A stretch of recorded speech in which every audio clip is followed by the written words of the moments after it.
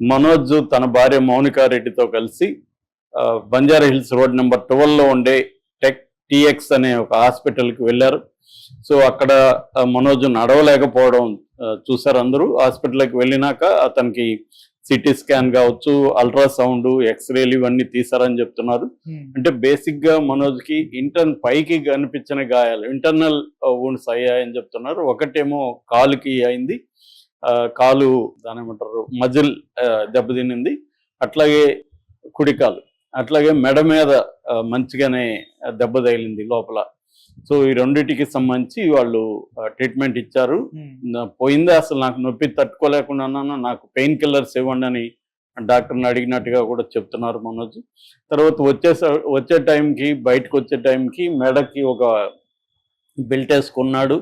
So కానీ మీడియాతో ఇటు మనోజ్ కానీ ఇటు మౌనిక కానీ ఇద్దరు కూడా మీడియాతో మాట్లాడుకుంటూ వెళ్ళిపోయారు. సో ఎందుకు సడన్గా హాస్పిటల్కి రావాల్సి వచ్చింది అంటే మోహన్ బాబు చెప్పిన పిఆర్ టీమ్ది అబద్ధం, న్యూసే కరెక్ట్ అనేది మళ్ళీ బయటకు వచ్చాయి న్యూస్లు కొంత. ఇందులో ఇతను మనోజ్ హాస్పిటల్కి రావడం వెనక ఒక స్ట్రాటజీ ఉందని చెప్తున్నారు. వాళ్ళ అడ్వకేట్ని కన్సల్ట్ చేసినాకే హాస్పిటల్కి వచ్చారని చెప్తున్నారు. అదేంటంటే ఎమ్మెల్సీ కేసు అంటారు, medico legal case. Medico legal కేసుకి డాక్టర్ సర్టిఫికేట్ కూడా అవసరం, ఇతనికి దెబ్బలు తగిలాయని. సో దెబ్బలు తగిలాయని మెడికో లీగల్ కేసు పెట్టడం కోసమే క్లియర్గా వచ్చారని చెప్తున్నారు. డాక్టర్స్ అయితే 24 గంటలు అబ్జర్వేషన్లో ఉంచాలంటే మళ్ళీ నేను మండే వస్తానని బయటకు వెళ్ళినట్టుగా చెప్తున్నారు. అంటే ఈరోజు మళ్ళీ హాస్పిటల్కి వెళ్ళే అవకాశాలు ఉంది. ఇక రెండవది, ఈ Pahadi Sharif police station SI కూడా మీడియాతో మాట్లాడాడు. ఎస్ఐ కేసు అయితే వాళ్ళు రిటర్న్గా ఎవరు పెట్టలేదు, బట్ 100కి కాల్ వచ్చింది. 100కి కాల్ వచ్చినప్పుడు మాకు డైవర్ట్ చేశారు. పహాడి షరీఫ్ పోలీస్ స్టేషన్ పరిధిలో ఇది ఉంది కాబట్టి, జల్పల్లి శంషాబాద్ దగ్గర. సో అందుకని మాకు డైవర్ట్ చేస్తే మేము వెళ్ళాము. వెళితే వాళ్ళు ఏమి లేదు, మాదేదో చిన్న ప్రాబ్లం ఉండి మీకు ఫోన్ చేసాం కానీ ఏమి గొడవలు ఏమి జరగలేదు అన్నారు. లేదు, మీరు ఏమన్నా ప్రాబ్లం ఉంటే రిటర్న్గా కంప్లైంట్ ఇవ్వండి అని అడిగాము, కానీ వాళ్ళు ఏం లేదంటే మేము వచ్చేసాము. రిటర్న్గా కంప్లైంట్ ఇస్తే కానీ మేము చర్య తీసుకోలేము అనేది ఎస్ఐ కూడా చెప్పాడు. అంటే సంథింగ్ హ్యాపెండ్ అనేది క్లియర్గా అర్థమవుతుంది.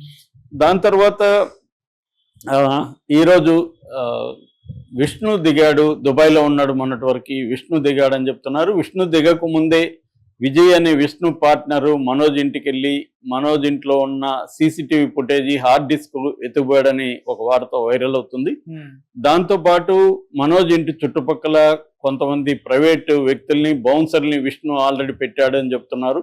అంటే మనోజ్ ఇంటికి ఎవరు వెళ్తారు ఏంటి అవన్నీ కూడా వాళ్ళు ఎప్పటికప్పుడు ఇన్ఫర్మేషన్ విష్ణుకి ఇస్తున్నారు అని చెప్తున్నారు. విష్ణు ఈరోజు మనోజ్ ఇంటికి వెళ్ళే అవకాశం ఉంది.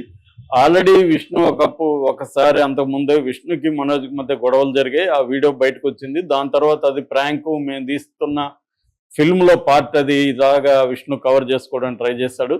అప్పుడు కూడా ఎవరు నమ్మలేదు. దాని తర్వాత కూడా మనోజ్ కూడా దాన్ని డిలీట్ చేసేసి మా మధ్య ఏమీ లేదని చెప్పడానికి ట్రై చేశారు. కానీ ఇప్పుడు మళ్ళీ ఈ స్థాయిలో అయింది. దీని తర్వాత నిన్న మోహన్ బాబు కూడా కోరికలే గుర్రాలైతాయని 1979 తన ఫిల్మ్ని ఒక సీన్ని ఆయన ఇచ్చేశాడు. దాంట్లో కూడా ఒక ప్లాన్ ఉన్నట్టుగా మనకు కనబడుతుంది. సో ఏదేమైనా వీళ్ళ ఇంట్లో అయితే ఒక ఇష్యూ అయితే జరిగింది, గొడవలు వచ్చాయి. దీనికి కారణం ఏం చెప్తున్నారంటే, ఒకటి ఆస్తుల వివాదం. ఆస్తులకు సంబంధించి ప్రధానంగా మోహన్ బాబుకి ఆస్తులు అంటే, మోహన్ బాబు యూనివర్సిటీ రంగంపేట అంటారు, అక్కడ తిరుపతి దగ్గర చంద్రగిరి రూట్లో ఉంటుంది అది రంగంపేట అని. అక్కడ అంటే బాకరాపేట పోయే రూట్లో ఉంటుంది అనమాట. సో అది శ్రీ విద్యానికేతన్ అని తన మొదటి భార్య పేరుతో ఆయన స్టార్ట్ చేశాడు. విద్యాదేవి ఆమె పేరు. సో మొదటి భార్య పేరుతో స్టార్ట్ చేశాడు అది. యాక్చువల్గా మోహన్ బాబుకి 2 భార్యలు, అక్క చెల్లెళ్ళ వాళ్ళు. మొదటి భార్య విద్యాదేవి, ఆమె ఒక గ్యాస్ సిలిండర్ ప్రమాదంలో చనిపోయింది. ఆమెకి 2 పిల్లలు, విష్ణు, మంచులక్ష్మి, ఇద్దరు కూడా విద్యాదేవి పిల్లలు. రెండవ వాళ్ళ చెల్లెల్ని నిర్మలాదేవిని మోహన్ బాబు పెళ్లి చేసుకున్నాడు. నిర్మలాదేవి కొడుకు మనోజ్ అనమాట.